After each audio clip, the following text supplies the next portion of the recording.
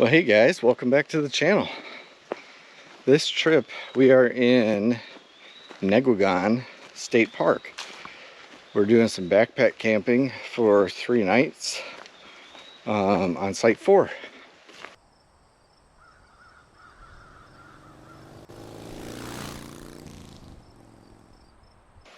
So if you're not familiar with this park, it is just south of Alpena, north of Harrisville area. So around here, I'll show the map maybe. There are four rustic campsites in this park. So like the main parking lot you get to, it's a bit of a ride, I guess, to get to it. It's definitely off the beaten path. You're basically, there's like a paved road you take for a while that's just kind of remote, and then you get on a dirt road it's been down it 3 times, and it's been questionable on its condition, we'll say. I don't think it's maintained by the county, and it's mainly used for, I think, hunting cabins in the area. So yeah, I've seen it today. This trip was actually pretty smooth coming in. The past I've come through, it's basically like a 2-track, you know, where it's some pretty deep ruts. So keep that in mind if you come out here. But at the end of the road, you'll hit the state park, and you come into the park, and I don't know, I guess I'm not from here, so I don't know, I could be wrong, but the times that I've come, I would call this kind of a hidden gem. It has, at the parking lot area, there's a public beach, which is very nice, very sandy, not very weedy, not a ton of rocks really in the water, so very nice beach. But I've got some shots later in this of the beach, and we're the only people on it, minus one more person that was like way down. So basically had the beach to ourselves. So in addition to the beach, at the parking lot, they have basically like some outhouse type bathrooms in there, that are actual buildings with kind of just like a vault toilet. But they do have a men and women's, and then they have a constantly cycling well that has, it's well water. It kind of smells like sulfur pretty bad, but it's ice cold, and it's clean drinkable water. I would still filter it, but it's supposedly clean drinkable water. So at the parking lot, there are 4 designated parking spots for the 4 campsites that are at this park. They don't have a ranger station here or anything. It's literally remote. Sorry, I'm hiking 2 miles and I'm kind of winded. So you have to check in actually at Harrisville State Park. Check in there, they give you your vehicle passes and stuff, and then you come here and park. So right by those 4 spots, just around the corner, is the trailhead to the 4 campgrounds. The trailhead to the 4 campsites are very, it's very well maintained. I've been showing some shots of that. There are additional hiking trails here that we took today, and still fairly maintained, but some of them are a little overgrown, probably less traveled.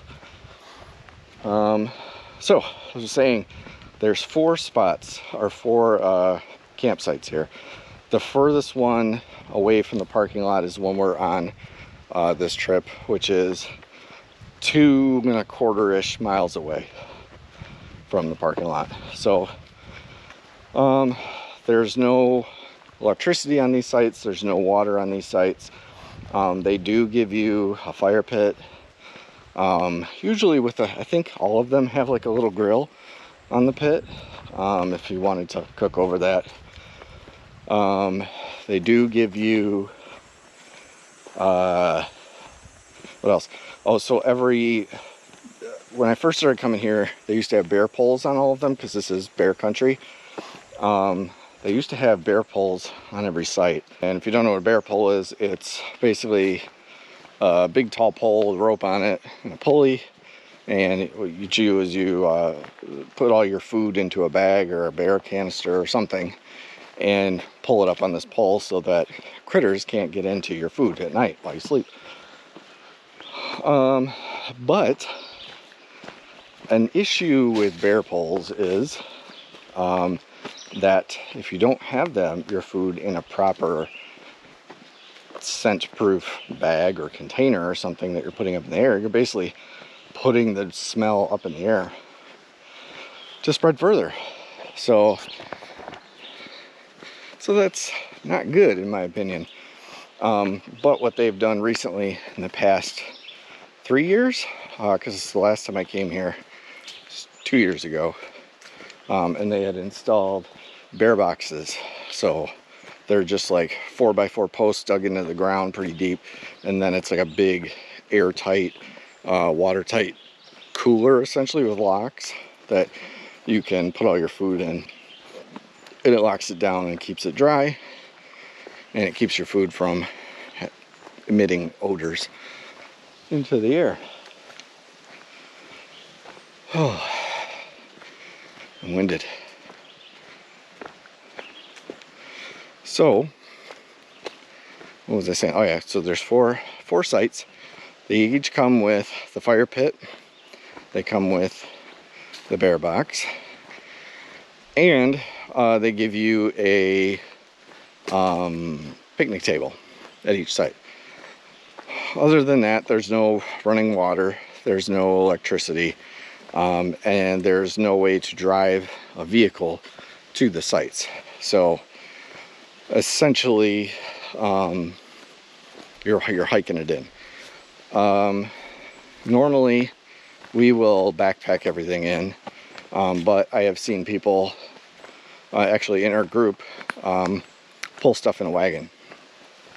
So the trail it's got some kind of lumpy, rocky spots that are going to be difficult for a wagon to get through, but you can get through it fine. You know, it's going to bounce stuff around a little bit, so make sure your stuff's secure. But essentially, you're hiking 2 miles in. As far as cell service goes, there's nothing really T-Mobile-wise at the beachhead. But for some reason on our site 4, maybe it's because we're, I don't know, for some reason 2 miles closer to Alpena, we're picking up 5G there. So I don't know about the other sites, so can't speak to those. So, yeah, in addition, I know everybody's probably asking, like, you know, well, where do I go to the bathroom?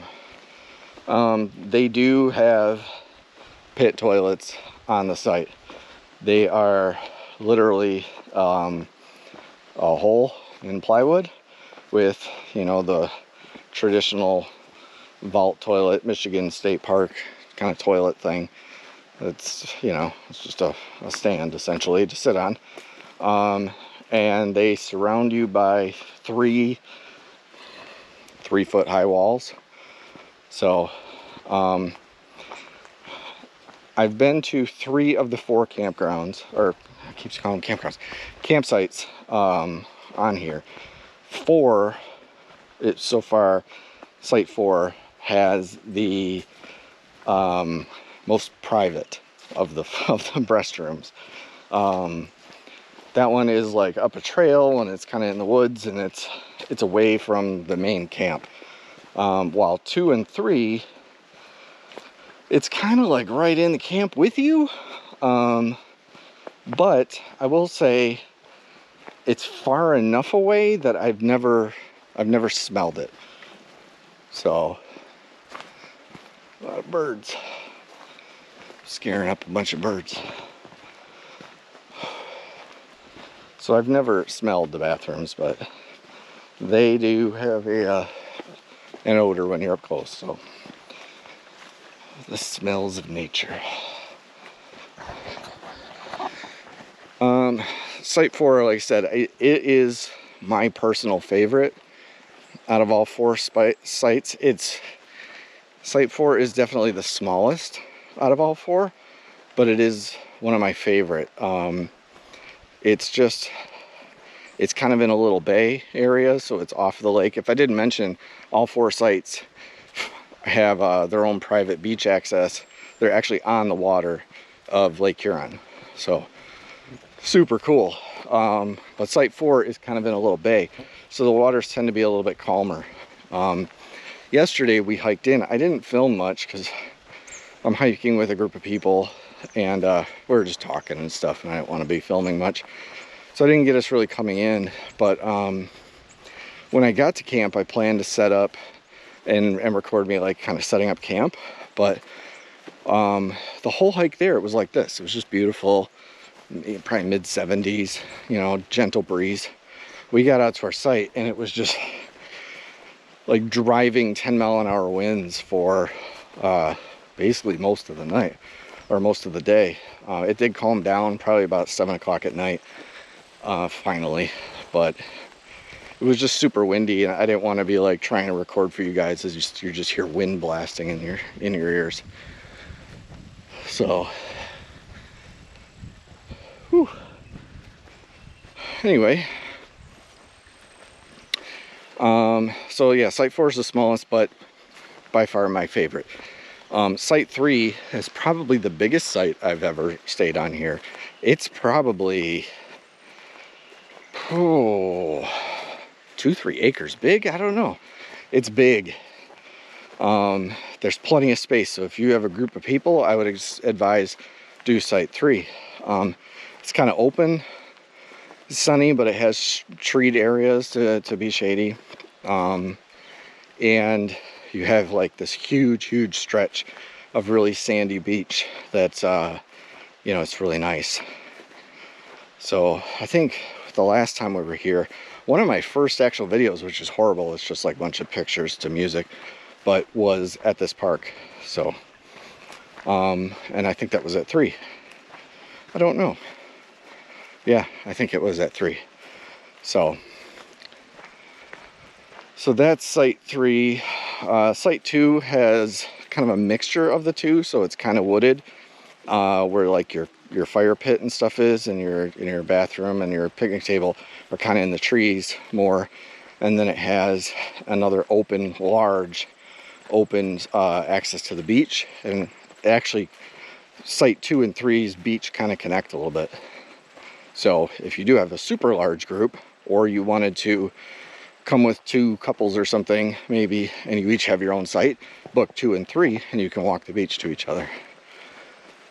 Let's get on booking here. I'm hungry. So I'm on the end of a 7-mile, I think, close to 7-mile hike, and I'm a little shot, tired. So I'm in the hammock this trip, hammock camping, and it was very nice last night. It was peaceful and quiet. It got pretty cold though, like surprisingly cold for mid-August we're in. It probably got down to mid-50s, but I wasn't prepared for that. So I mean, I stayed warm enough in my hammock and stuff, but others got pretty cold, so we hiked back. We planned our hike today to go back through the parking lot and pick up an extra sleeping bag from the truck. So if you do follow the channel, you'll know that every August I try to go backpack camping this time of year up in this area, up in the upper Michigan area, for a reason, because this is the time of year for meteor showers. So we're up here. We saw quite a few last night, actually a ton, shooting stars essentially. So we had a beautiful night last night. The wind calmed down and the skies kind of opened up a bit and it got real clear, and we were able to see, I could even see the Milky Way. It was so dark here, which is cool about this park. It's a dark park.